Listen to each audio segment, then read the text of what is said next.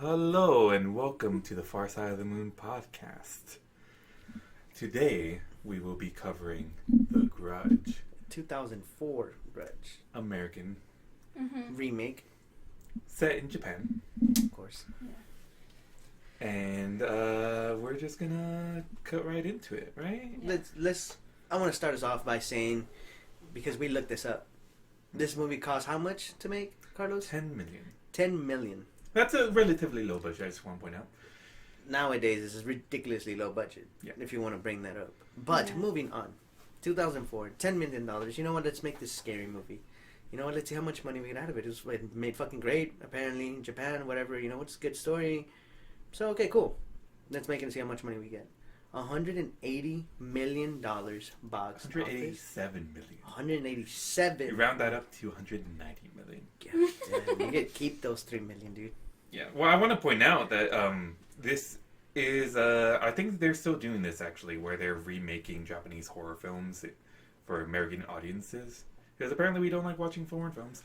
They don't like fucking watching subtitles. That's what they don't like. Yeah, we don't like watching subtitles. But what apparently started this trend, I think, was actually Ring Ooh. And then Ring in America 4 years later did very well. That one, I think it was almost 30 million for the budget.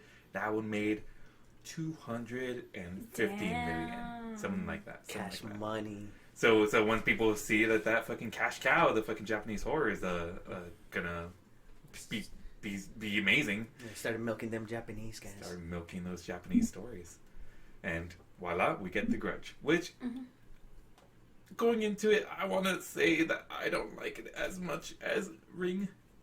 Okay, yeah, that's fair. It's valid. I did like The Ring more. Maybe we can do that at a later date. I'm down to do The Ring. And I also want to point out, going into it, I was a little apprehensive, little hesitant. I've seen this movie way in the past, but my understanding of it is that it is a bad movie.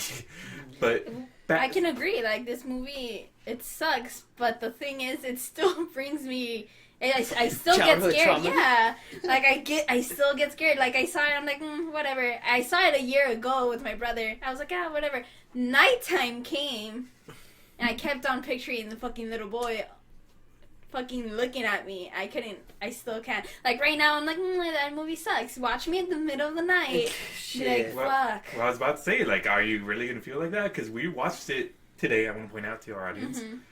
And I was fucking laying to this movie the whole time. I'm fucking making fun of it the whole fucking time. I'm pretty sure I still am. It's gonna happen, dude. That childhood trauma never goes away, dude.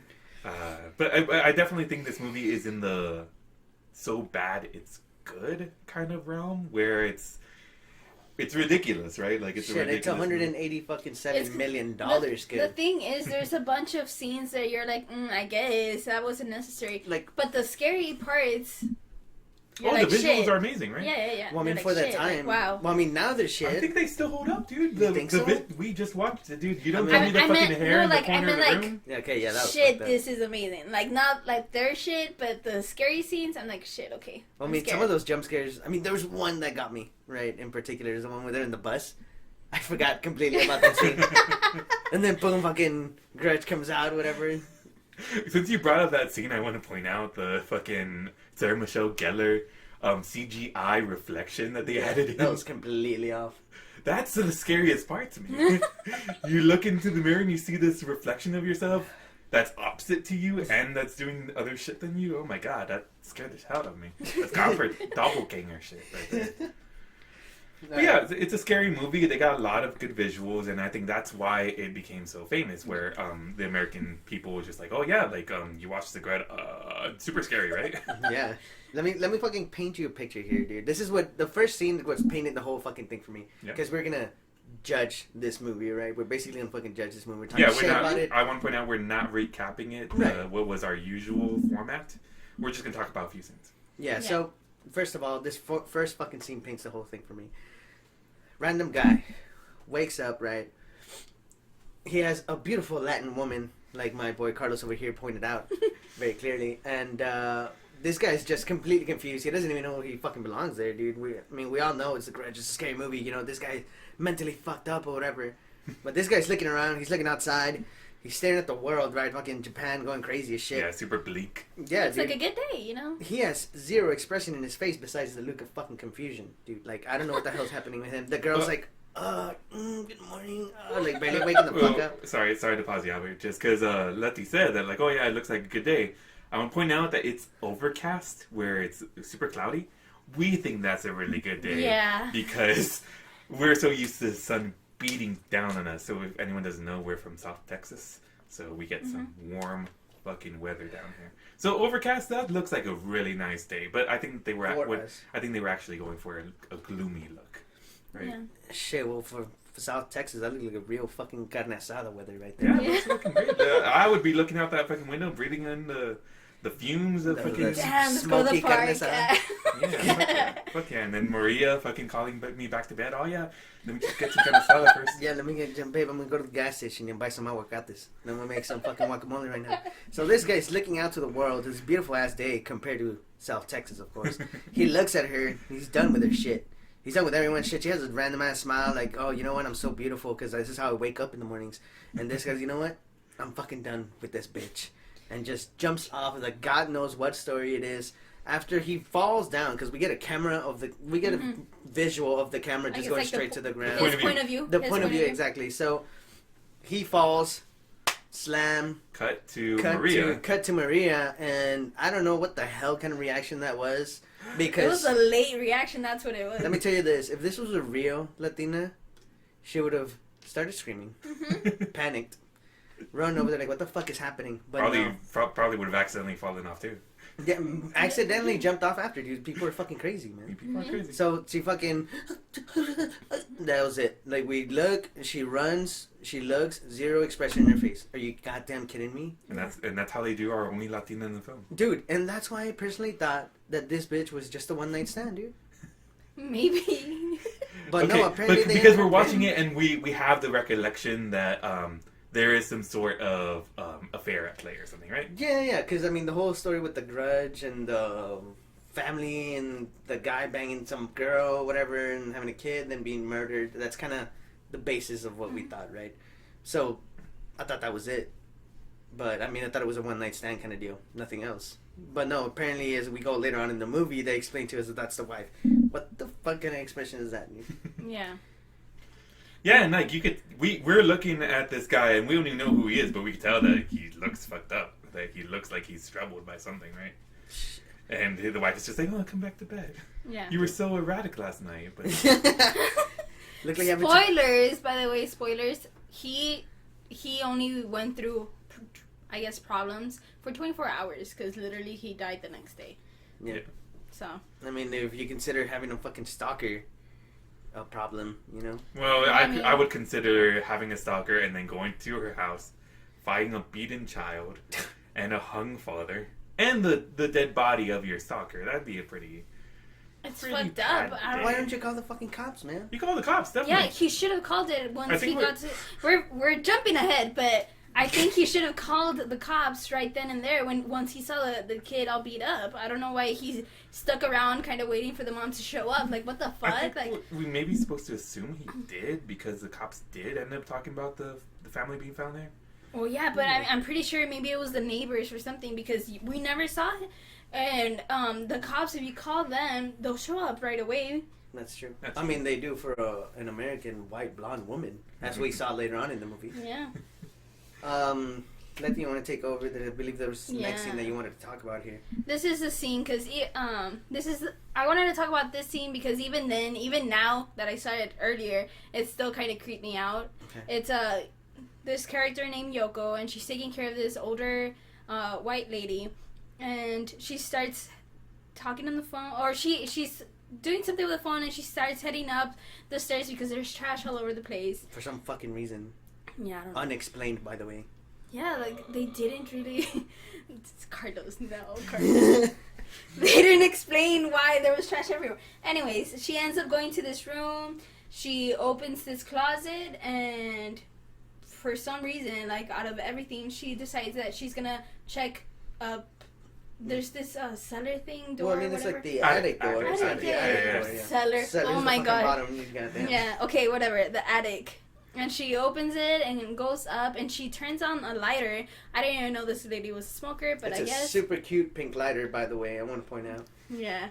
And she turns it on and she's looking around and the fucking Grudge is right there, dude. Like, imagine, like, I'm just trying to figure out why it's, I don't know, whatever. The point is the Grudge is there, right there. Imagine that's you and you're trying to look for something and then there's a fucking face right next to your face that's pale and white eyes and it's just looking at you without blinking. Like, that's fucking scary. Oh my god. For information on all you younglings out there that have not seen this movie, the Grudge basically looks like Letty said, it's just a pale woman, but it's mainly fucking black hair all over the goddamn place, dude. You see nothing. So I don't think the character's name is the Grudge. I wanna interject here. Of course. I wanna push back, if you will.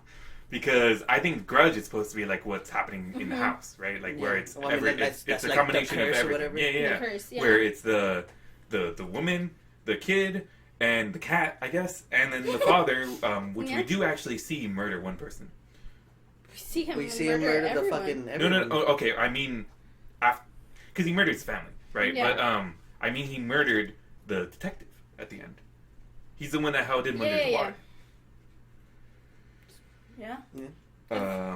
Fuck, I was looking it up right now. fucking Oh yeah, because and I know the name of the character. The bitch's name is Kayako. Kayako. Yeah, so you're talking about this lady with the pink lighter. She's looking around. She doesn't notice Kayako. She doesn't notice Kayako right next to her. Dude, I don't understand why. What was the point of her going to the attic? This movie's full of fucking jump scares. I just want to make sure, because that was a big thing back in the day, like jump scares. And I feel like now what makes, well, I mean, this is just my personal opinion at this point, but I feel like what makes a scary movie scary to me is the fact that they're not acknowledging all the paranormal stuff kind of going around them. Yeah. And there's like no fucking like intense ass music going on, like oh my god, there's fucking drums and fucking woodwinds and going on. There's actually a video game that did very well because it's supposed to be a scary video game and there's no music. So out of nowhere, this scary thing would pop out and you don't expect it because you don't get the music. Yeah, the music's basically a fucking cue for something to happen. Well, I think some people appreciate that because they do want to like brace themselves, you know. But because we live in the jump scare generation, basically, I'd still say that a lot of media properties, not just movies but video games also, they take advantage of jump scares as an easy way to get a reaction out of people. Yeah. And they do that because, I mean, video games specifically, people are playing them for fucking YouTube or live streams, and they want to see people's reactions. That's what people are going to the channels for, and you get it easily with these games. But anyway... We have this goddamn random ass extra hanging out in the fucking background. Okay, Dude, he did very well. Yeah, someone give that man a raise, please. Let me set the scene. So, Sarah Michelle Gellar's character in this... horror movie, I guess we can call it quote that. unquote. She's in Japan because she's with her boyfriend who's going to school here, and she's also going to school too. I guess they're both exchange students going to Japan when you don't fucking know the language. Funny. Yeah. And she is, I guess, looking for a job. She works for the agency, I think, and she was waiting for a job to be assigned by to her. herself, so she wouldn't have someone looking after her. So she comes into the agency. She's talking to the character Alex, the dorky-looking guy with glasses, and best actor in the whole film, if you ask me. The best actor in the whole film, apparently, is giving her the assignment of Yoko because Yoko didn't show up to work the next day. And that's the girl with the first scene that gets killed by Kayako. That gets killed by Kayako, aka / Grudge, whatever you want to call it. I don't want to call it. No, don't call it that, guys. But I mean, Carlos doesn't want to call it. You do whatever you want. Anyways, the scene in question, we bring it up only because in the background, while Sarah Michelle Gellar is doing her work, getting the job from this guy. I mean, actually, she's acting. She's acting this whole time. This extra in the background stops right behind Sarah Michelle Gellar, just stares at the camera for a second like he's supposed to be doing something. Dude, I like how he pointed at his watch for a second and looked at Alex, and then Sarah Michelle kind of turns around like, what the fuck? Like, get out of my shot, man. Get out of my shot. I don't know what the hell this man is doing. If he was trying to talk to Alex, I mean, I understand, but you're getting my girl Sarah's spot, man. Oh yeah, you fucking distracted Sarah in the scene. God damn. That's what it looks like. Pretty sure the cameraman / director was telling the guy to get the fuck out of the way because he moved real quick. Yeah. And he looked like he was kind of pretending. He was like, oh, he's pretty robotic, kind of turned to the side, step, and he was looking down. He did like 3 steps, and boom, exit left, dude. Like, that's what happened to that poor man. Alex is like, let me go talk to this idiot because he fucking kicks him the fuck out, dude. He stands up and he goes to where the other guy was at. Like, how dare you get in Sarah Michelle Gellar's space? No shit, dude. Someone fired this man. Is this where we're going to have our first flashback? No, this is your scene. yeah. This is where Sarah Michelle finally goes to the house and she sees Emma, which is the older white lady, and she needs help, obviously, and she starts helping her cleaning up the bed because apparently Emma has been there all day alone and wasn't able to go to the restroom by herself. What does she have? What is her sickness? Dementia. Okay, cool. For some reason, she can't fucking get up or do anything because earlier in the fucking day she was walking around, right? Am I thinking of a different day? That's a flashback. Yeah. Oh yeah, you're right. But it's literally the same day. Yeah. In the next scene of that flashback, she's on the fucking bed, like if she's. I don't understand. I don't understand how that worked. Did she just suddenly forget to walk? I hate Emma's character in this. There's no point having this old lady. It's literally just to fucking abuse her. I guess just the fact that having a woman there, an elderly woman, I'm sorry, that's kind of unable to help herself, just kind of sets the tone for how look, dude. Imagine like you're there, you can't move, you can't talk. Oh, it's so scary. This fucking that's what they make you think, that Emma can't talk, but then she talks to Sarah. Yeah. Okay. So dementia and Sarah over here is taking care of her, is walking around the house. This is a scene that you wanted to talk about, Letty. She wait, I think it's a little bit forward. Yeah. Can we talk about the tape, please? Okay. Okay, so... Can we not talk about the tape, please? No, yeah, we're gonna talk about it, because I don't understand where the fucking tape came from. Dude? Okay, so Sarah enters the room where earlier in the movie, Yoko had gone into that room, opened the closet, and then that was the door to the attic. Okay, so Sarah enters the same room, and she looks at the closet, and the closet's taped up. But there's no one there. Like, who the fuck is gonna put tape on the closet? So I think whoever taped it up is actually the same person that trashed the house. Why would she tape herself in? It's the Grudge. No, her name is Kayako. No, it's not Kayako. Because Kayako is not fucking eating potato chips. That's true. Someone is eating potato chips. It's the actual entire entity that's just like, no, I'd rather have this house be trashed. Why would they tape the door to the closet when what where if it's the father? Kayako is killing everything? You think the father's still alive? No, the father's not alive. The but father it's his spirit. is dead, but the spirit, that's what he means. The spirit is taping. I'm telling you, the spirit, we know he's an entity in this, because he kills the detective. That's true, we do see him kill the detective. Maybe when he killed Kayako, he locked her in the closet and taped it up. And it's just like that memory going over and over again. Maybe. I just think it's dumb as fuck. I don't know. They didn't explain it. This is it's just us. Creepy. Dude, they're not explaining... Okay, first of all, if we're going to jump into the whole flashback thing, they don't let me know that, hey, we're going back in time, or we're going back a day. No, they just automatically, these characters that are fucking dead just pop out, and they start talking and doing all this shit. Mm-hmm. I mean, for people that are not... that can't put A and B together, you know? For those that are less media literate. They're going to be fucking lost, dude. Yeah. Like, what the fuck is the character just died? What happened? Are they back to life? But I guarantee those people are still going to rate the movie highly because it's like, oh yeah, it was super spooky. Yeah. I mean, not apparently. Rotten Tomatoes fucking rated this 40%. Rotten Tomatoes, 40%. Okay, but Rotten Tomato are people that are not media... are media literate. Right? Yeah. So I think Rotten Tomatoes, that's like the new generation, right? Because people are looking back on this movie and they're like, oh yeah, this movie's trash. We loved to watch it when it came out because we loved it. Sarah Michelle Gellar, Japanese horror. But they understand now that they're like, oh no, this movie is not as good as it was back then, and it probably should not have made that much money.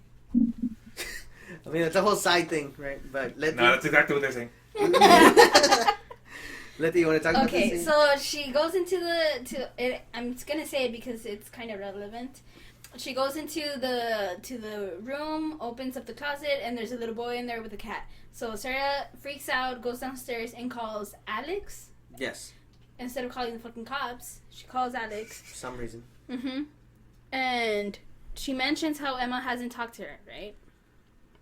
Setting up the next scene, because Sarah's wandering through the whole fucking house, finds a picture. Yeah, guys, because this is actually her first time in this house, period. Yeah. She's never been in here before. Mm-hmm. Finds a picture of the little boy with the dad, and then the mom, and the mom's face is cut off. Can we talk about the face being cut out, the pictures for a second? Yeah. Because I think that's supposed to be symbolism of something. My interpretation is she wanted out of this family.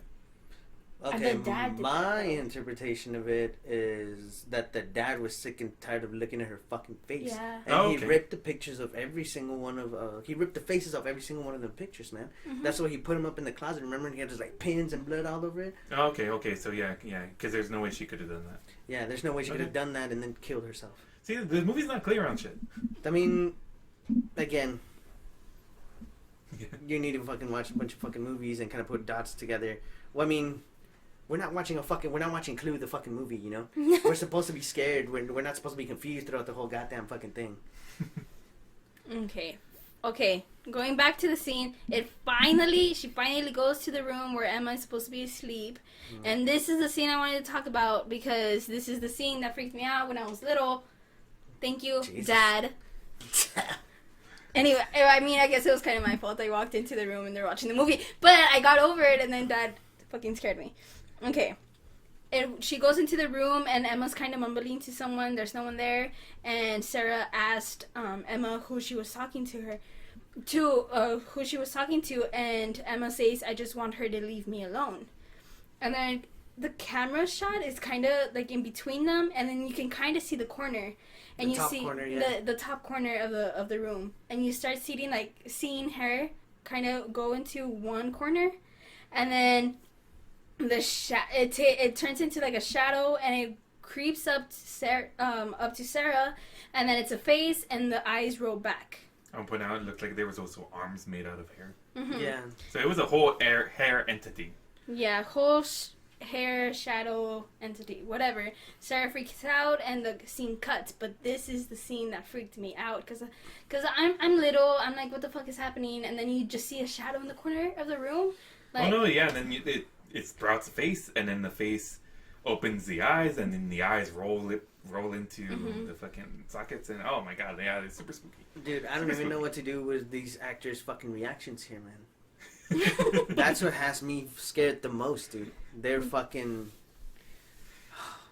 Their lack of reaction, dude. Well, for as much as I shit on Emma's character for not being relevant to the story, the actress who plays the old lady, she does really well. Shit, dude. She does best in the whole movie. She really does, because she really does have me thinking, it's like, shit, this bitch can't do anything, dude. She's crazy. This bitch is fucking crazy. She's fucking dementia and shit, dude. This bitch is gone, dude. Yeah, but no, dude, I think she's the most, I guess, reaction-wise. She is the most pointless character with the best fucking acting. Yeah. But because you brought up reactions because of Sarah's reaction. Because of Sarah's reaction, she just kind of leans back and is just looking at it like...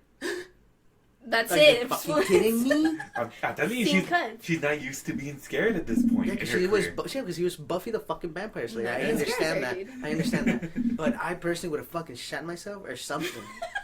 Yeah, I mean, at that point, like, what the fuck do you do? Like, the point is, I think because the problem is she didn't see actually anything. The actress didn't know what they were going to put in. Dude, she's been used to seeing Buffy the Vampire Slayer. No, this is the most high-paid actress, and she should have done a better reaction. No, yeah, I'm not saying that she did as good as she should have. Let me tell you, she should have done better. I'm just pointing out that, like, oh yeah, well, what did she have to work with? Yeah. Look, dude. By the way, sorry, Sarah, big fan, but big fan myself, dude. But holy fuck, man, you're giving me the Scooby Doo reaction. Like you're fucking reacting the same way you did when you saw fucking Scooby grab a fucking Scooby neck in front of your face. Yeah, she plays Daphne, right? Yeah, she does. So it's the same fucking reaction. Like I see no difference between the two. She's playing Daphne in fucking Japanese over there. Alright, so from there, the scene... Ridiculous flashback. Yeah, we cut into a flashback, and it doesn't explain it to us. The only way we're supposed to know it's a flashback is because they're visiting the house for the first time. Yeah, and Emma looks fine. Yeah. Yeah, Emma looks like she's not crazy, right? And she's walking in with three adults, and then the Japanese salesman. And they're checking out the house for the first time. It's her, her son and her daughter, and then the daughter-in-law, which is married to the son. And they're just checking out the house, and they're like, "Oh yeah, this is really good. I mean, this is a small home, and it's probably a good price range. Blah blah blah blah." It's some good yen investment here. Dude, by the way, you say checking out the house. These motherfuckers walk into 3 rooms, period. That's it. Yeah, they didn't even check out the backyard. No, nothing. Yeah, no. Didn't open any faucets. Nothing. No, right? And then the Japanese salesman goes into the bathroom, notices it's full of black liquid in the tub. And it's like, okay, well, can't let people see this, right? This will probably tank the sale. So he puts his hand in, he's trying to grab the drain, and something grabs him. Yeah. And he pulls back, and then his hand's covered in hair, and that's super spooky, because hair. Yeah, hair's fucking gross, dude. And he's on the fucking ground, his shirt's wet, with one of his sleeves rolled up. And then the Matthew character, the son, comes in, he's like, "We'll take the house." And then we got the Japanese businessman on the ground, hyperventilating. "Yeah, okay." See, that's some fucking great acting, dude. Are you goddamn kidding me? The realtor, the extra character. Yeah. Are you fucking kidding me? His face when that fucking hand touched him was like, holy shit, dude. Like, Yeah. that was giving some real fucking acting, dude. I thought that guy had more to fucking play with. Yeah. So then we cut to them enjoying the house for the first time, I guess. Where the kitchen area, I guess. It looks like it's Matthew, the son, living with Jen and the mother. I guess they're taking care of her, or they're just living in there while fucking Yoko takes care of her. I can't tell. They I think they live there, but while they're at work or something. They have like a caretaker. That makes sense. Which is Yoko, yeah. So while they're at work, Yoko's taking care of the mother. And it seems like Jen's having a little trouble adapting to the unfamiliar environment that is Japan. And she goes grocery shopping, which very pivotal scene here. Very important to the story, where she's looking at all the different packages of food and she can't read any of it. She can't look at any of the pictures on them. So she grabs one of the little ramen cups. She looks around, make sure no one's paying attention to her, and then she fucking opens it so she can make sure it's her favorite flavor, I guess. You That kidding me? yeah, that is. Like, what was she gonna do? Like, oh, I don't like this flavor, put it back? Like, she already opened it. Like, what? Look, I personally myself don't know any fucking Japanese. I'm definitely not gonna know the goddamn 200 plus symbols that they have in Japan, right? Yeah. So, you walk into a store, you're looking at all the pictures. Just look at the pictures, dude. Yeah. Everything is super colorful. You don't even have to bother with the products. No. You just go to the deli counter, just get us some cuts of meat. Yeah, honestly, like, out of everything she could have gotten in the fucking Japanese superstore or grocery shopping, like, there's a bunch of amazing food there. She decided to get the one thing that you can get in the United States. Never know. Like, she could have gotten eggs, she could have gotten ham, she could have gotten beef, she could have gotten anything. She decides, you know what, I'm gonna fucking open this package of ramen before I buy it, make sure it's my favorite flavor, then go back home. Yeah. Not just that, dude. I'm pretty sure she got the crappy ass fucking ramen. And just because she opened it, she kept it. No, she got the good kind with the fucking starry fucking swirls. With the little Narutos. Yeah, the spirals. Yeah, I forget what they're called. Narutos, dude. Yeah, the little Narutos. No, I think they're called Uzumakis. That's Naruto's last name, dude. No, his last name is Spiral. I don't know.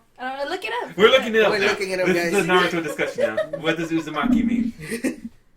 Because that's what's fucking happening right now. Okay, the spiral thing is not called the Uzumaki. Aren't they like But what's an Uzumaki? I'm pretty sure that's the spiral. I don't fucking know, dude. They're actually called Naruto Umaki. Naruto Maki, yeah. That's it, dude. What else? We just looked at it. Maki. Uzumaki is the fucking ramen, dude. Naruto Uzumaki. So you're both right? I guess we're both right. We're both right. Okay. Whatever. Okay, let's continue. Agree to disagree, dude, because that's basically what just happened. You're both right. What do you mean? You just... Carlos is fucking wrong, dude. Yeah, no. We're both right, but I'm still mad about it. Yeah, we're both right, but you can fuck themselves. That's what's happening. Okay. Okay, going on. So she takes the ramen back to Emma's house, I guess. Their house, I guess. Yeah. And she immediately falls asleep after she eats two noodles. She didn't even eat the fucking Dude, ramen. she cooked it and left it there. She cooked it, left it there for fucking Kayoko. Yeah. Ryoko. Or the kid. We don't know because we don't know who the fuck is making the mess in the house. Yeah. We still don't know who's making the mess in the house. We don't know if it's the ghost of the dad. We don't know if it's Yamako the fucking kid. I think the one that actually dropped the ramen is the kid because we see the steps. Oh, that's true. The small steps. In Asians have small feet, man. I mean, I don't know. Moving on. That's it, dude. So, Jen, I think her name was, she wakes up and, wow, the house is trashed. Not questioning it in any way. Like, oh, did someone fucking break in? It's like, no, I guess that's how it was when I got back from the store. Yeah. I'm not gonna clean it though. Yeah, I guess my husband's fucking... What the hell is their sickness again? Dementia? I guess my fucking husband's dementia-ass fucking mom is just walking around the house and destroying everything. It's just a regular fucking day, apparently. She does blame it on her. She does blame the ramen on Emma. Yeah, it's like, God damn it. But Emma just sat up looking at the fucking ramen like, holy shit, that was spooky. I guess she just starts wandering the house from here. I don't exactly remember. Let me see this. Because she blamed Emma, then she follows the footsteps. She follows the footsteps in the ramen water, and she looks at the house. House is trashed, completely trashed. Like, I understand you're unpacking, but this is not the type of trash that we're talking about, people. There's fucking garbage all over the floor. No, the fucking chairs are overturned and shit. Like, someone wanted this place to be trashed. Yeah, so, like, someone's a fucking asshole. You can kind of see the kitchen. It looked like someone cooked and then threw it on the floor. Like, that's it. Didn't eat the ramen and just trashed it like this bitch did. So then she goes to the stairs and she finds this black cat. This ghostly cat. She doesn't even know yet. And she's following the cat, and then the cat gets grabbed by a spooky set of ghost hands. Like, oh my god, who's there? She shouts out, like, you're not calling the cops, bitch? She screams out in American. Right? Right? Like, what the Nani? Watashi wa ghost. And she goes up the stairs, super scared, I guess, even though she's not calling the cops. But I guess she knows that it's not a real person because she's not worried about someone being in her house. Or maybe she's looking for those fucking... She definitely knows someone's in her fucking house. She just saw the hands get the cat, man. Yeah, but why doesn't she fucking call the cops? She's looking for the fucking home invasion murder. I blame the director of this fucking movie, man. I have nothing but respect for these people, dude. They fucking make great shit. This movie obviously made a shit ton of money, but what the fuck, dude? There's zero reaction from this woman again, dude. Oh, who's there? Yeah. And then her fear is gone from her fucking face, and dude. She follows it, goes into her room, door closes, that's it. Yeah, she goes into the room, door closes. Scene cuts to Matthew coming back to the house. The husband, yeah. And it looks extra trashed. Mm-hmm. It looks like someone's been making more of a mess while Jen's been away. I think this is the first time actually someone's complained about mess at the fucking house, because Matthew walks in and says, what the fuck? You can't go for an 8-hour shift to work, beat your ass at fucking work, right? Because you're still paying for all this shit. You come back and the house is fucking trash. Yeah. Makes sense. He's the only one to fucking complain, dude. He's supposed to come back with a fucking clean house, but no, I need to work at the fucking house now. Well, okay, so he steps in. He's like, "What the fuck is going on?" And then he sees his mom. He's like, "Oh, mom, where's Jennifer? By the way, I'm gonna punish her for fucking this mess." By the way, she's in the exact same fucking position she was 8 hours ago. I'm assuming, dude, because this bitch hasn't moved, dude. And so he goes upstairs and he finds her in the bedroom, I guess, and she's just sat there staring up at the ceiling. She's laying down. Right, she's laying down, staring at the ceiling. My bad. And Matthew's just like, "Oh, well, what's going on? Are you okay? How long have you been here? What happened? What happened, honey? What is it? What is it?" I'm putting a little bit more emotion into it than Matthew. There's Matthew, honestly. You fucking college should get a fucking Oscar, man, compared to this shit.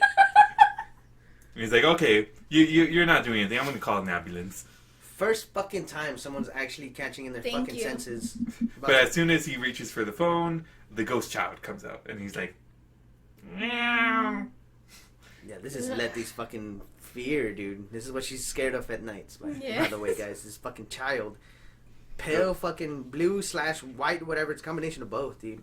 And then Matthew just kind of jumps back in fear, right? He's like, what the fuck is happening? Well, it's a reaction, at least. It's a good reaction, you know, for fuck's sake. Okay, so as he's fucking looking around for the kid, right? He's looking around for the kid. What the hell happening? His fucking wife kind of sits up and just kind of like groans or whatever, like, boom, falls back. In the industry, we call that a death rattle. In the industry, shit, man. So then Matthew, like, really spooked now that his fucking wife is dead, keeps on backing up, backs into the closet that's open. Right. And the little boy was on the shelf. yeah, he hits his head. He looks back. He looks up, and he sees the little boy. And fucking screeches and fucking kills him. Dead, cuts off. By the way, I did want to point out in that whole scene where Matthew was kind of looking around, you could actually hear the tiny feet. You hear the little tiny feet of the kid, and you fucking just hear him like moving around. You hear the fucking cat and shit. Like it's very creepy, dude. I'll give it that. Definitely, really like that scene. It was really great. Fucking spooky, dude. I mean, yeah. I mean, fucking Leslie's fucking traumatized for it. That's why she's not talking, because she's trying to fucking get rid of the fear, man.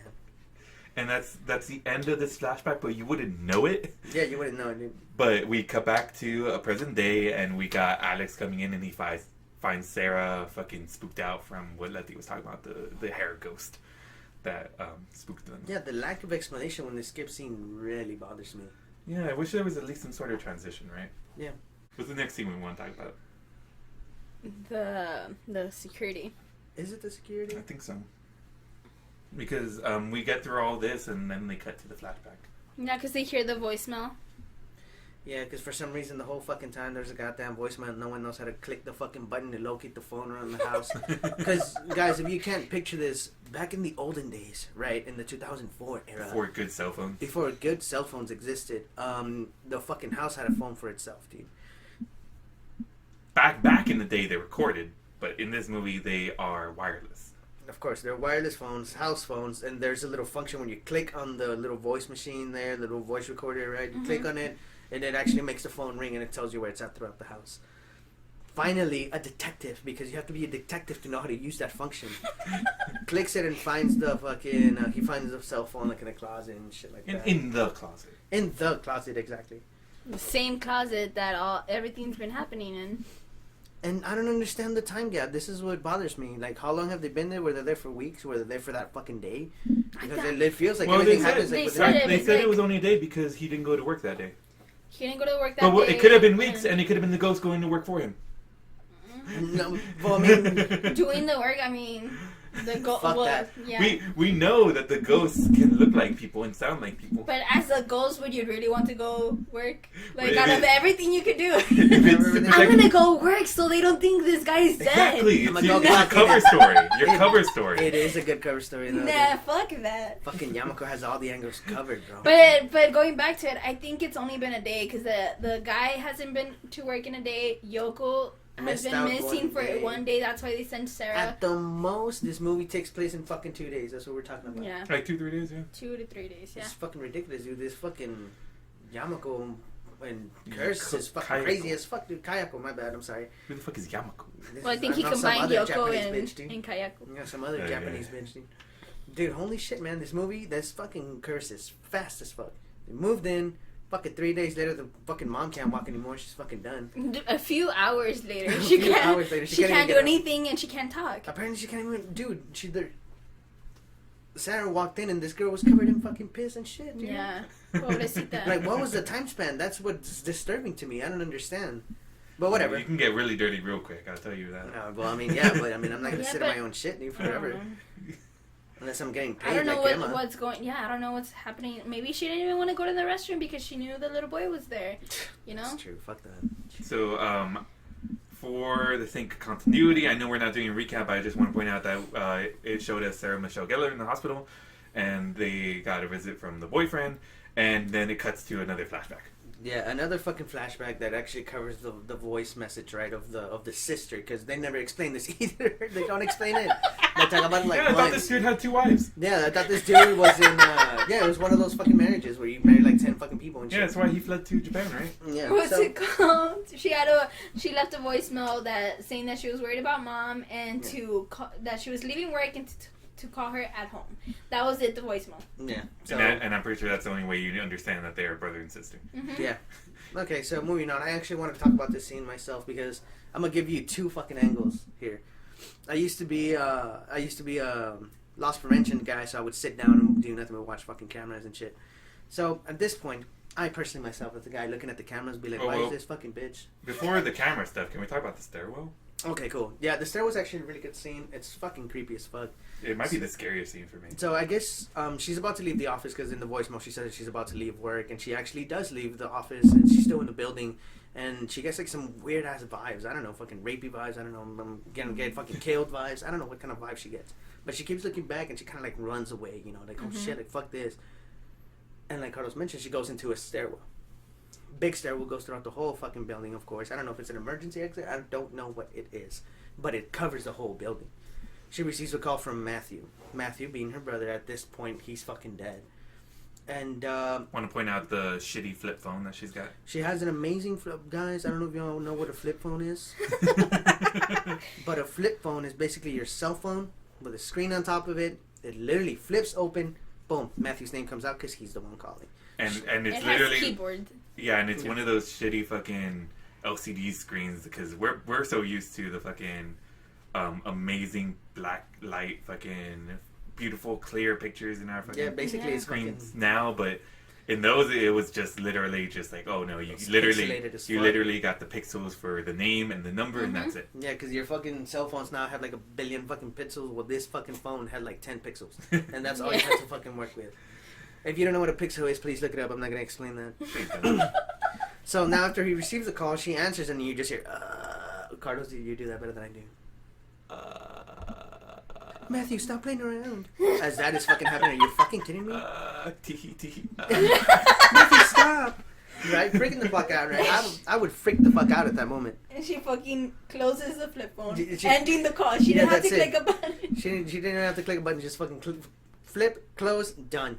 So she looks up, lights are fucking flickering, right? So this is where the scene actually gets fucking scary for me. Looks up, looks at the endless fucking stairwell, right? At the very top, you see the lights kind of flickering off and on. It's like, what the fuck is that?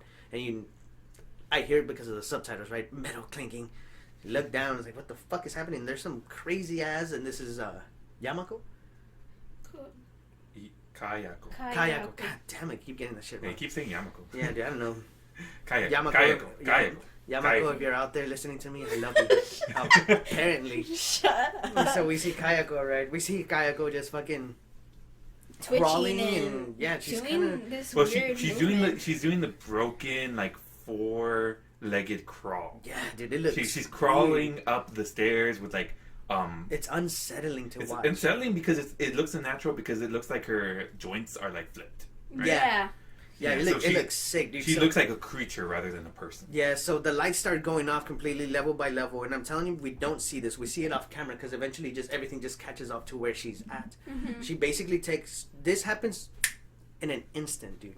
Lights go off. She opens the door, runs back in, but Ghost is already there, man. She has her phone because in her flip phone she had a little like a bunny tail or something. Yeah, it's like rabbit's foot. Rabbit's foot, a little mouse, something furry. Back in the day, those flip phones, they had a little piece where you can loop in a little keychain kind of thing. It wasn't literally a keychain, but it's serviceable to just say it was a keychain, right? Yeah, that's basically it. So she kind of had that, and the Ghost is holding it. Dude, this happened in an instant. It had to crawl extremely ridiculously fast. This is what's unsettling to me.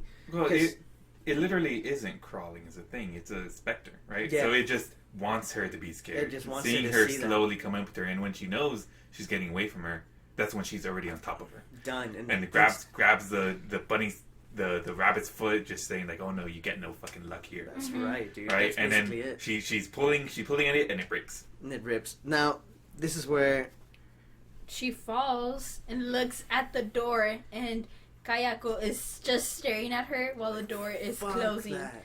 Yeah. Fuck that scene. Now, I'm gonna give you my other perspective here. Okay, yeah, this is what you want to talk about. This is what I wanted to talk about as well, because I'm security guard. I'm looking right at the cameras, right? I'm chilling. I see some crazy American woman that knows nothing of Japanese, doesn't know my language, doesn't know my native language. She's running into the goddamn fucking security office, which is a big no-no. Which is a big no-no. It's like, what the fuck? Why is this door unlocked to start with, right? I'm right there watching goddamn Netflix right now, looking at the cameras. And this woman that doesn't speak my language, 10th floor, something strange. What? God damn it. Again, some crazy-ass American bitch, right? So I'm with my fucking light that I don't need, right? I have a flashlight that I don't need because everything's perfectly lit. But okay, cool. You know what? I'll check it out for the sake of this blonde woman, right? Because I'm a man. And I need to impress this woman. So I'm going out there. She's blonde, so she's beautiful. Yeah, apparently, because that's how it worked. That's how it worked back then, right? So I'm going back to the staircase. I check it out. I open it. There's nothing there. It's like, waste of time. But that's the most action you're going to get, dude, because there's nothing in the fucking building, dude. checking the cameras just in case something crazy like this happens. Not exactly like this. You're expecting theft or some other bullshit. Right? Yeah. But you go back, nothing there. Like, goddamn waste of time, man. So cool. Go back to the camera room, and this is where at this whole scene that I'm telling you about, the sister's actually watching through the monitor what the cameraman would have been, what the security guard would have been looking at. I forget what her name was. I forget her name. Oh yeah, because you were saying sister, and I was like, maybe we should name her, but no, sister's fine. Okay, cool. So this is what the sister's actually looking at the camera itself of what the security guard would be looking at. So security guard leaves, and she actually starts to notice something. The camera kind of like twitches, goes out of sync. It looks like it goes out of sync. It kind of comes back in, glitches. and you see, it glitches, and then you see like a ghost. You see a black smoke figure starts forming, and you see a girl. Then the girl's walking towards the camera, and sister just runs off. Fuck the security guard. Fuck his safety, because I know for a fact there's a ghost in here. I have the footage of the ghost following me, but I'm gonna leave that behind because I don't give a fuck and I'm super scared. Because I didn't just talk to a security guard that's obviously armed, right? I mean, they're not armed. I mean, he has something. Yeah, he does have He something. definitely has handcuffs. He definitely has handcuffs. I'll tell you that much. He I might, had yeah. handcuffs. Yeah, but I mean, in Japan, you literally cannot have a gun. Oh. Even the cops don't have guns. What? I did not know that. I'm pretty sure the cops don't have guns. I- I think federal I cops don't may know have enough. guns. To tell you yes or no. I think I'm just federal gonna cops believe you. have guns. I'll look it up while you're finishing the scene, Thank you. and I'll let you know. So, bitch goes back to her apartment. Sister goes back to her apartment because she obviously abandoned the security guard over here to his death. So I thought this was a really good scene. I really like this. She runs to the elevator. She's freaking out. Oh my god! She's laying on the fucking side of the door because she's tired. But the elevator is the way the layout is basically the doors themselves is actually just like a giant window. You can see right through it. So you can see through every floor. Every floor that you pass by, you're looking at it. First floor, nothing. Second floor, there's a kid. There's that kid from the house, right? There's the kid from the house. He's full body, and she's not looking at it. She's kind of facing towards the camera, of course, because I mean, Yeah. it's a movie, so she's facing kind of towards the camera. She's facing the camera, and every floor you see the kid, and he's getting closer and closer every floor until the floor before hers, he's actually already like basically peeking at her, like he's like his face is touching the window. Gets to her floor, opens up, kid's not there. Carlos, you were gonna say something? Did you figure something out about the? I'm totally full of shit. Just want to point out, the Japanese cops do carry guns. They are more restrictive, though. Semi-automatic weapons are only for the special tactics units. Okay. And the other ones, they carry revolvers. So it's not high capacity handguns like we're used to in America, where they have like 12 shots or something like that. Yeah. They only have like the 6 shots. And they are also, I saw the picture right now. Apparently they're chained to their fucking boat. Yeah, because they don't want that shit stolen from you, man. I guess so. Fucking Yakuza fucking doing some crazy shit over there, apparently. Shit, they can do whatever the fuck they want, dude. Apparently. And thank you for Carlos clearing that up. Please, ladies and gentlemen, leave a comment. Let us know that Carlos is full of shit. Not sponsored by the Japanese Police Department, but would like to be. Yakuza, same thing. Now, did you want to talk about this scene? Do you not care about this scene? I mean, yeah, because it's kind of creepy. But, Okay. I think the flashbacks are the best part of the movie, honestly. Okay, cool. Okay, cool. She's actually in her apartment now. She's actually in her apartment, locked, secured, where everyone feels safe, right? Your home, your personal space. She gets a call from Matthew, right? Finally, which, by the way, Matthew's fucking dead. Right? Matthew's fucking dead. Yeah, we don't know that, but Well, at this point, we know we because do know that. of We the don't know that. She flashback. doesn't know that. Yeah, she doesn't know that. We know because of the flashback within the flashback, right? Because this is basically a Flashbacks flashback happening. everywhere. This is a flashback happening at the same time as the other flashback. But so it's the Grudge that's calling her, right? It's Kayako. Yeah, because she comes out on the bed, bro. So Kayako can fucking imitate voices now. Kayako can do Apparently. whatever she And wants. the figure, because Yeah. then after she gets the call, she talks to Matthew. It's like, oh yeah, I'm fucking buzz me in, right? Buzz me in. What It was- room are you in? And super, And then a second later, Super. that should have been That a was little. good. super weird that like, oh yeah, I'll buzz you in, buzz him in immediately at the door, ding ding. That's Okay, fucking super fucking creepy. weird, and she knows it's a little weird because she goes gently to the door. It's like, okay, I'm peeking into the keyhole, the little, Peephole. Peek hole. peephole, Peek. hole. She looks through the hole. Yeah. And she sees Matthew, and he looks super nonchalant. Looks like he's wearing his jacket. Like, he's hello, "Hi." it's me. He's like, Kind open the of fucking door. waves. Yeah. And That's why she's I called you for it. she sighs a relief, and then she opens the door. It's like, oh, you fucking asshole, blah blah. And no one's there. Even though it looked I don't it know looked what you're like the up to. brother. Yeah, I don't. Even though it looked like the brother, I don't think I'm telling you right now, Albert. I wouldn't open the door for you. Like a minute later, like a second later. You guys already experienced doppelganger shit, so. Yes, Yeah. true. Please But- listen to our ghost personal stories Yeah. for that if you want to hear those stories. Should be our previous episode. Yeah. So she is like, what the fuck? No one's there behind the door, and she gets another phone call from Matthew, and she's like, what the fuck? And super loud through the phone. Yeah. Mm-hmm. And she drops the phone. The battery comes out and everything, and then you just keep on hearing and she's super freaked out. She fucking locks the door, puts the chain on, goes to bed. I guess he's like, okay, I'm safe under my That's covers. her comfort. Yeah, even though this is, some people might think this is stupid, I think this is some great acting Realistic. right here, because this is realistic fear. Like, what do you do? People are used to doing that, dude. We all seen like, oh, when little kids you hide under the covers.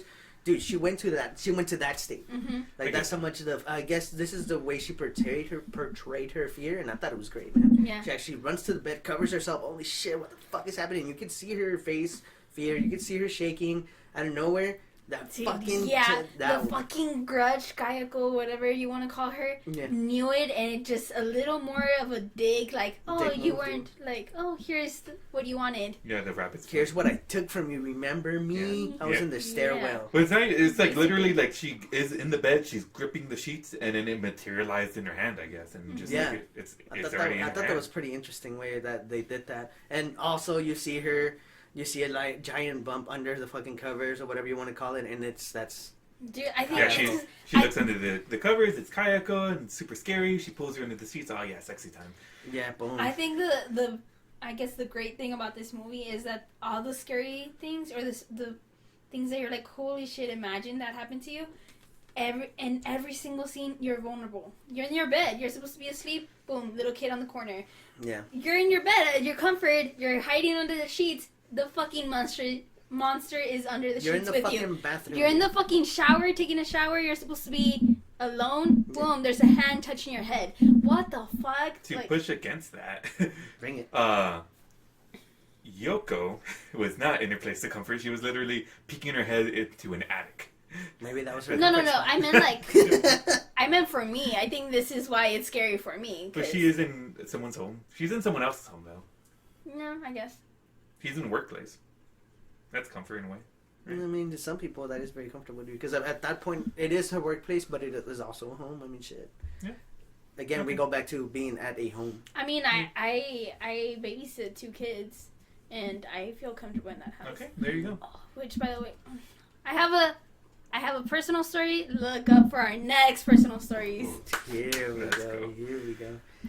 Before we cut out of this flashback, Albert, do you want to talk about the next security footage?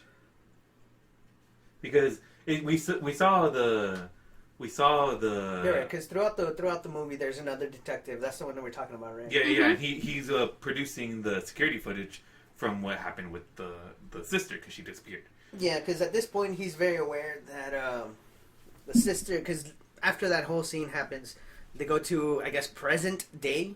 Because these flashbacks are ridiculous, right? So he goes to present day. He's talking to Sarah, which is in the hospital bed, and like what happened, just obviously doing your detective work, just getting information from her.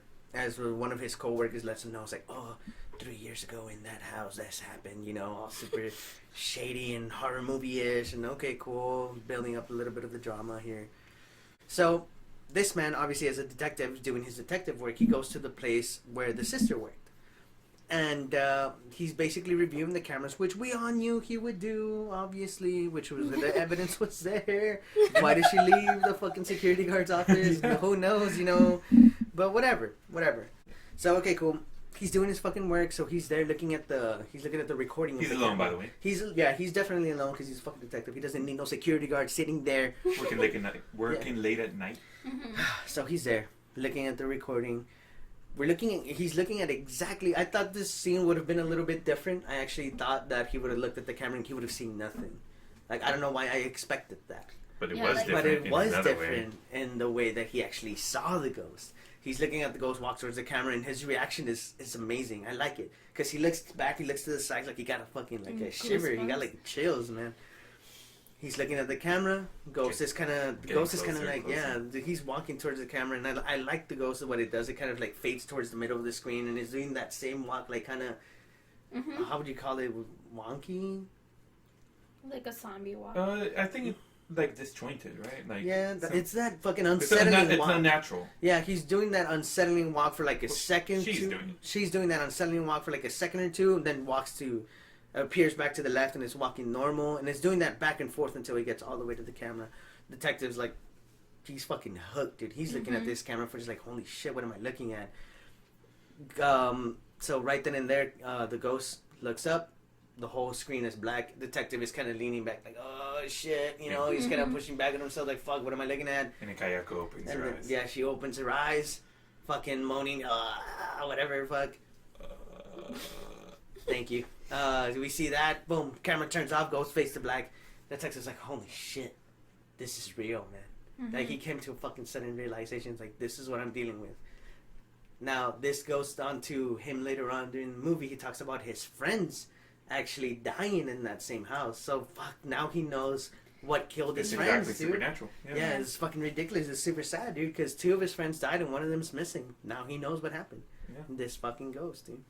I wish they'd go into what's going on with the disappearances, because we know of one, the detective friends, but it looks like it's also the sister that disappeared completely, because she just got sucked into the bed. And Yeah, that was some Freddy Krueger action right there, dude. Yeah, that was some fucking dream fucking shit right there. Spooky as fuck. Alright, moving on. You want to take this scene? Or? Yeah, do anyone want to talk about this scene? I'll talk about this scene. Fuck it. It's my boy Alex thing. So, we cut to Alex late at night at the agency, I guess, where they have the care center. The care center. And it looks like he's the last person in the building. He's getting ready to... A hard worker. Hard worker, right. Very dedicated, where he's the last one, first one in, last one out. And he's gonna step out, lock the door, but he notices a figure coming in, and he notices it's Yoko. He recognizes her. And she's in completely tattered clothing in this thing. Yeah. I want to point out, earlier in the scene, we didn't talk about it, earlier in the movie, the scene where they found the dead bodies of the brother and the fiance. The sister, the husband, Jennifer and Matthew. Yeah, Jennifer and Matthew, when they found them in the attic, next to them, there was a piece of something, like, oh, what is that? And we get a good look at it. It's the bottom part of a jaw. Yeah. So it's literally just fucking like if someone ripped out the jaw from someone. Terrible. Disgusting. So back to this scene where we got Alex noticing Yoko and seeing her from behind. We can see her tattered clothes, covered in blood, and she's trailing blood. And Alex looks at it, touches it, sees that it is blood, and he's getting a little freaked out. And he just keeps on calling out to Yoko. It's like, hey, Yoko, what's going on? Are you okay? Inaudible. Well, I think he was like, what the fuck? Yeah. I was like, Yoko, what happened? Just keeps on pleading to her to say something to him.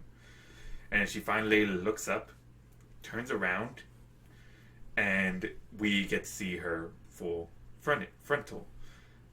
And I shouldn't have said that, not full frontal. We get to see her front side. And she looks up at Alex, and we could see that she is missing the bottom part of her jaw. Her tongue is hanging out. She's dripping blood all over herself. Just completely... She's dead, right? She's already dead at this point. I don't understand how she's being maneuvered. Just gonna give my props to my boy Alex here for his acting. Oh yeah, Alex did a very good job. Alex is definitely spooked. He's definitely freaking the fuck out, dude. Yeah, and that's that scene. Then we come back to Sarah Michelle Gellar, which is literally the worst character in the movie, I think. Where she literally does not do anything until the very end, whatever. This is where we get the flashback to Peter, the guy in the first scene that... This is... I want to cover this. We're fucking a whole hour deep in this goddamn movie, and we finally see what's actually happened to the guy in the very first scene. Yeah. So you have to commit to this movie if you actually want to see what happens to this guy. I don't know if they're trying to fucking draw us in like that. I don't know what the fuck happened. Definitely.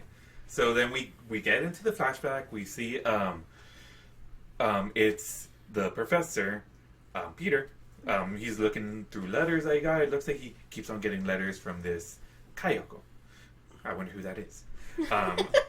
And he's like curious. He's like, what the fuck? And then he ends up going to the address where they're coming from.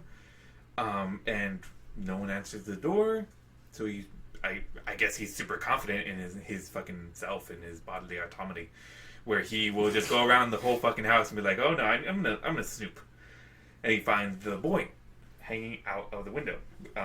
Where it's a gated window. He just has his hands hanging out and his head kind of against the bars. And Peter comes up and is like, oh, hey, what the fuck? What are you doing? And the boy just kind of slips back, like if he loses consciousness or something, right? Yeah. And so Peter's like, what the fuck? And so he takes the fucking opportunity to be like, oh, yeah, I'm just going to go into this house and fucking see what's going on. This is fucking ridiculous, by the way. Super ridiculous. But he's getting letters from this woman that lives here, so... I guess it's okay. I guess it's okay. I guess. He's pretty much getting an invitation with all these love letters he keeps getting. And so he finds the boy, his hand's in the tub, and it looks like he's unconscious. Picks him up, which is super weird, I think. But he picks him up and takes him to the living room, completely trashed. And he's like, okay, well, what's going on? Are you okay? And the boy's non-responsive. But he's actually talking to the boy in Japanese, so the boy should understand him. That's him being racist, assuming that the kid only speaks Japanese, by the way. Yeah. Or it's him being considerate about the country he's in. It could be a little bit of both. Sure. I mean, the boy's not giving him anything. And so he just keeps on looking around the house. He just stays there. He just stays in the fucking house and just keeps on looking around, just completely ignores the boy at this point. Yeah. When for me, I'm like, okay, the first fucking thing you see this boy covered in bruises, by the way, from the outside. You call the police. And You he do has not go a into the house. blooded knee also. Well, he didn't see the knee, but Well, he he sees the knee now. But I'm talking about if I'm there, you see him from outside the window, you see him covered in bruises, you see him fucking pass out. You call the police. You do not go into that house. Because who knows what the fuck's going on. There's some fucking stranger danger shit going on too, dude. The kid needs to do something, dude. You just letting some random ass man carry you? Yeah. The fuck? Well, I mean, he kind of did because he was gonna touch the head, and then the little boy backs off. After he fucking touched his back and his legs, dude. Yeah. Like, I guess the head's where we draw the line. So he's snooping around. He finds this torn up picture of the family. He puts it back together, I guess, for some reason. Because it's a puzzle there. A little puzzle. We're Little killing time at this point. It's a side quest, dude. He really is. It's a side quest, man. He needed to fucking take care of that puzzle. And so he's looking out the window, and in the background, we see the boy doing spooky stuff. He starts opening his mouth, and he just like a yelp or something. Not exactly the Grudge sound, but it's something like that. the cat sound. Yeah. Something like that, yeah.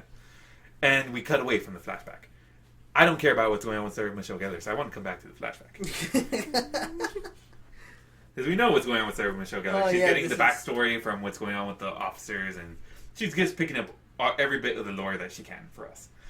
Which I appreciate, I guess. Yeah, because at this point, that's all she's fucking doing, dude. She's just getting us informed. She's not even informing herself. Just what the fuck she gonna do? Nothing. Literally, she's gonna do nothing, dude. She's just walking around and goddamn fucking psychopath. Oh, well, it is actually cool. The scene with the detective where he's looking at pictures of his colleagues, and he's, I guess, feeling something about it, I would and have he decides. appreciated it if they would have shown him drinking a little bit. Yeah, right. I would have appreciated that. But he's on the job. Yeah, he's on the job and he's gonna fucking set a house on fire. Yeah, fuck yeah. This is for the good of the community. Yeah, then at night he comes into this house again with 2 giant fucking things of gasoline, with the intention to burn the place down, right? Mm-hmm. But then he hears something and he decides, you know what, this deserves some investigation. Yeah, let me do my job. Well, I guess you don't want to burn down a house and making sure no one's in it, right? You want to make sure no one's in it. Well, I mean, at this point, no one's supposed to be in the fucking house. And anyone in it is screwed. Shit. I would just set the place on fire. You should have just set the place on fire, in my opinion. That'd have been the play. Well, we didn't know what happens to the house at the end, I want to point out. Because she sets it on fire. Well, she sets that part on fire, but then she fucking blacks out. Yeah. We don't know if the whole house sets on fire or if it's just a foyer. There is a Grudge 2. And a Grudge 3. Damn, that house is still standing. But so the detective comes in, he's investigating, he finds the boy head in the tub. Yeah. So instinctively he picks up the boy and he's like, oh no, like wake up. And then the boy, like, unresponsive, but opens his eyes. So great acting, by the way. And then the detective is spooked by that because he doesn't feel anything from this boy. I guess he feels that it's dead. And then, but then the ghost of the father coming in, grabbing the detective by the head, shoving him into the water, Dead. killing him. Then Sarah Michelle Gellar fucking Cuts to her. Fucking. I hate that I'm recapping all this, but and she finds out that her boyfriend actually went to the house, but she already knows the house is evil, so she decides to go to the house as well to try to save Doug. Yeah. And Doug, like, completely clueless like he is, he's just stepping in the house, fucking using her phone and being like, "Oh yeah, fucking get my message." From here, Sarah goes back into the rest of the flashback. And Sarah's actually a part of the flashback at this point, which I think is interesting. Yeah, I thought it was a good take. I thought it was a good take on that. Because I think it's supposed to be about, like, the Grudge is supposed to be not a person, but an entity. You didn't pause it. The Grudge is supposed to be a person, it's supposed to be an entity, not a person, I mean.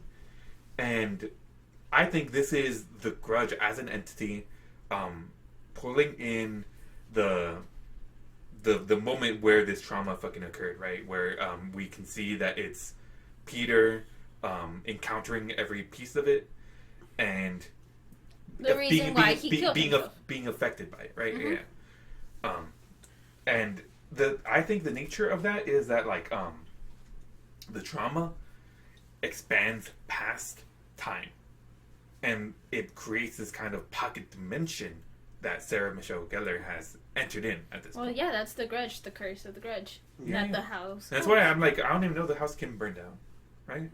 Because if it exists outside of reality, then nothing can harm it. Shit, I mean, at this point, we're fucking just adding more to the fucking movie ourselves, dude. This is me writing Grudge 4, apparently. I'd watch it. I'd write it. So, to start talking about this flashback here, we see Sarah Michelle Gellar. She goes upstairs and she sees Peter on the phone. And Peter can't see her.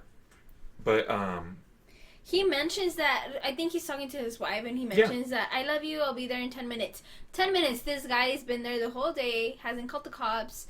He's waiting for the mother to show up in the house, because he's still taking care of the kid. Yeah, he's expecting to talk to Kayako. Yeah. I don't know, he's trying to bang her, he's trying to freak the fuck out, trying to scare some fucking sense into his woman. He's like, yo, I'm fucking married. I actually thought that him and Kayako had something until it becomes clear that they didn't, that she was just obsessed with him. Yeah, she was his stalker. Yeah. Yeah. I mean, we skipped over some scenes where it's Kayako in every one of Peter's pictures in the background just staring at him. Yeah. Super spooky. Yeah. That's some commitment to stalking right there. Can we appreciate that just for a minute? That was some good acting right there. So, moving on, it's he gets off the phone with his wife, and he's just staring at the boy. The boy is drawing. He's acting like a child, I guess. Of course. Which is a ghost child. Yeah, he acting like a ghost child because he's not a child. And then he keeps on investigating, I guess, because that's what we fucking do in this movie. We fucking investigate so that Sarah Michelle Gellar can experience it for herself. And he goes into this room. It looks like an art room, arts and crafts kind of room. And he notices all these pictures of the family and the wife's face being cut out of each one of them. Kayako's picture being cut out of each one of them. Which we'll find out later, but we assume that the husband of Kayako did this, and and then Peter he's looking at all these pictures and he hears a noise, and then he opens the closet where everything's been happening in this fucking movie. Can we talk about the closet door for a second? Yeah. Yeah, because the closet door and this fucking notebook's fucking key. Well, yeah, because the notebook. So he looks at the pictures, he finds a notebook, and he reads it. And it's a notebook that Sarah Michelle Gellar saw at the beginning of the movie. And he's reading it. We can hear the voiceover that's like, oh, yeah, I fucking love Peter. Oh, I love Peter. He's a great teacher. Great teacher. Oh, yeah, Peter's amazing. Oh, my God. His English is so hot. You know what? I don't understand why... Having a lock of his hair. Dude, yeah, there was a lock of his hair. Dude, he had fucking fingernails. How the fuck do you get those? I have no I don't know. I don't understand why she drew eyes in the notebook. What do eyes have to do with it? It's creepy. But it's just creepy. It doesn't add anything She liked his eyes, dude. But she didn't even try to draw them realistically. It's just a kid eye drawing, like. Every move you make, I'll be watching. Okay, so he hears the noise. He opens the closet. No, he's. Oh no! He looks at the closet. He looks at the feels closet. Sarah. Yeah, this is what... Right. Okay, so Sarah is reading the notebook with him, and she kind of brushes up against him, and he like looks over at her, like, oh my god, like he felt her. He felt her. Yeah. So that's why I think that adds into my pocket dimension theory, where like he's walked into this dimension, and now Sarah is in the dimension with him, even though he cannot see her. And then he looks over at where Sarah was and said that his eyes caught by what's on the closet. It's kind of bloody. It looks like bloody handprints, kind of, or partial handprints, and all the faces of Kayako are thumbtacked onto the door. Mm-hmm. Super fucking weird, because I'm like, okay, if you're trying to get her out of your family, what are you doing by fucking keeping all these fucking pictures on the door of the closet? But I guess it has something to do with what's in the closet, because then he notices the handprints are on the door, and he notices tons of flies. I guess he doesn't have any sort of foreboding when it comes to these flies, right? Mm-hmm. He just opens it up and it's like, oh my god, it's super fucking stinky in here. What the fuck? Someone left some fucking cheese for weeks, man. Yeah, and he's like looking around. He sees that the attic is slightly open, so he pulls the door open, and this is when Kayako's body falls out of the attic and is positioned upside down, staring back at him. Mm-hmm. Yeah, it falls in a weird way because apparently, from what we see, it wasn't like in a bag, dude. It was like you put her in a fucking plastic bag. That's fucked. Put her in a bag, and it looks like she's completely broken. Yeah. Yeah, which makes sense why she moves the way she does. Mm-hmm. And so Peter, completely stunned by this fucking thing, another good actor in this movie. Yeah. Who would have guessed? And backing away from it, he goes back. He wants to check on the boy. I guess he wants to take him out of the place, right? Yeah, because so he goes into that room where he had left the boy, where we saw him drawing. We saw the boy drawing. He opens the door, and he steps back out, shocked again, maybe even more shocked. Yeah. And I guess more shocked because the boy wasn't there, but instead was in there. And we see right now in this next moment with Sarah Michelle Gellar opening the door and seeing it for herself. It's the hanging body of the father. Yeah. Which, by the way, going back and forth. I just want to point out how I'm pretty sure they did it just to build up the suspense. But it frustrated me how slow she was moving. Like, towards the door. It's super slow, and then she kind of opens it. Yeah, I think it's the fact that she's fucking slow as shit, and that she's almost fucking showing me no emotion, dude. Like, she's not committed to this fucking movie, dude. Like, they paid her like only $1 million out of the 10. Out of the 10 that it took to fucking make this movie. So then she sees the body, and it shows her how the father killed Kayako, how he drowned the boy and the cat, which I appreciate because there's a fucking ghost cat all over the house, and I didn't even know how the cat died. Yeah, they had to kill the cat for continuity. Yeah. It's like, fuck, wait, there's a cat there? Fuck, how do we get the cat? Just kill it. Just kill the cat. Kill him 9 times, because we need to kill that cat 9 times, dude. So it's a really quick flashback that she sees, and it's kind of like a grainy footage, like if it's old footage. Yeah. Dude, even though it's only 3 years ago from this moment. That fucking scene took 3 minutes with Peter, and Sarah found out how everyone died in like a second. Yeah. So then Sarah, completely stunned by what she is witnessing too, is going back down the stairs. This is when she exits the pocket dimension, goes back into present day, where it is night again. Which, by the way, I finally like how they finally showed us some sort of fucking transition from present to past and vice versa. Yeah. Only time at the end of the movie. And they only showed it by the lighting. It's not like specific words popping out like, oh, you exited the flashback. Yeah. No, it's the lighting. And we get 2 of some of the best scares in the movie still. One with while Sarah Michelle Gellar is coming down the stairs, she passes by a mirror. And we can see in the reflection, if you're very attentive, you can see Kayako's image following her. Mm-hmm. And then she gets touched on the leg by Doug. And then we get maybe my favorite scare in the movie, where we see clearly Kayako coming down the stairs out of the body bag that she was found in. Yeah. Covered in blood, completely broken. Super fucked up. And she kills Doug. She crawls on top of it and murders him. I'm pretty sure Doug was dead already. I'm pretty sure he was. I guess. Or dying. Or I don't know. The scene kind of just, I think it's kind of weird. I think it's kind of funny, honestly, because Doug's kind of just laying down, face down. He's looking at Sarah, and Sarah's just looking at him like, shit, you're dead, son. Yeah, You're dead. but she's Grudge still in is the fucking crawling house. She didn't even. Yeah. Oh. She opens the door right there. Afterwards, after Doug is dead, like. Yeah, she opens the door and trying to escape Kayako, right? Because she's coming at her, crawling, super scary. Yeah. And then Kayako's face. This is another really good effect that they had, where it's just complete darkness where she opens the door, but Kayako's face at the top of the doorway and coming way down to meet her, and she closes the door before it meets her. Yeah, dude, that's fucking scary, dude. That's pretty scary. And then I mean, we're she decides to burn the house. Yeah, we're at the climax of the movie. Yeah. We got fucking Chekhov's fucking lighter over here from Doug Yeah. to fucking burn down the place, right? We got from Dead Doug. Yeah, poor Doug. And Kayako tries to prevent it, and then, no, still burns the house, or we think. Yeah, because that's all we see. We kind of just see fucking boom, little fire turning right there in front of the door. Well, the gasoline's Kayako, burning. yeah, the gasoline's gasoline's burning. Kayako gets in front of her fucking face, and then boom, Cutscene. all white. It Yeah. just goes all white to us. We see nothing else, and we go to a morgue. It's just safe to assume. It's That safe to it's assume that it's a Doug, morgue. and then they bring Sarah in just to look at the body. And she's completely covered in bruises, by the way. Yeah. Like, she's almost covered Her in bruises. hair is as all much messed as, up. She's almost covered as much in bruises as the boy was. I want to point that out. Yeah. And she looks at the body, kind of like. The exact same acting we've been getting from her the whole movie. Yeah.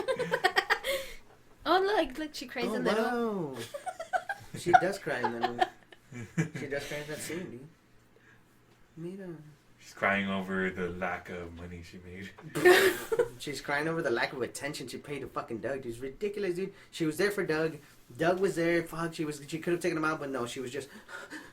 That's it. She just gasped. Dude. Yeah. Instead, she was facing a fucking flashback. Yeah. Yeah. But yeah, final spook in the movie here. We've got Doug's body turning into Kayako's body for a split second, where it's the long hair trailing down from the morgue table, and then the gray hand coming out.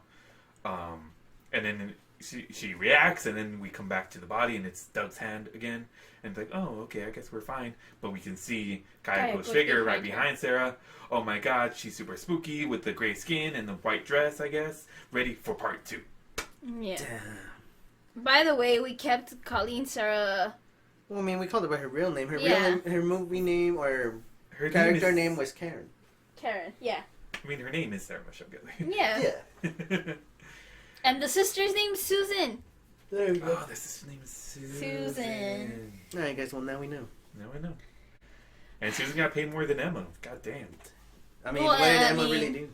Emma was standing around. Susan had to act scared, you know? Wait, who did Emma get paid more than? She got paid more than Peter.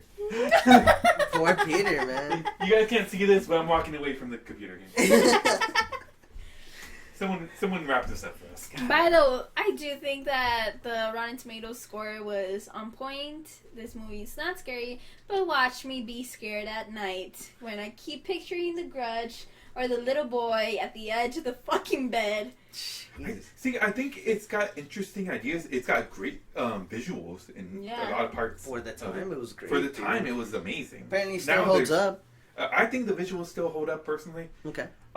Because I think it's a lot of practical effects that they use. Yeah. And they limit the visual, the CGI. CGI. They limit that to just little bits of strand in the background, so you can't really tell that it's fake, right? Yeah.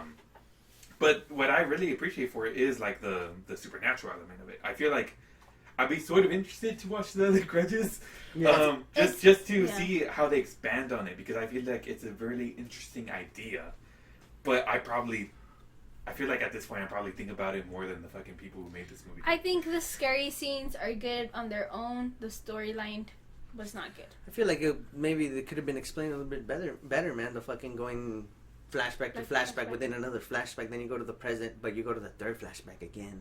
What the fuck is happening? Yeah, you can literally just cut the movie with the flashbacks first, right? Yeah. Yeah. You could have just started like that. But I mean, hey, you want to throw people off? You do you, man. You made $187 million props, dude. Yeah, Shit. who are we to judge, you Who are know? we to judge, dude? We're our critics.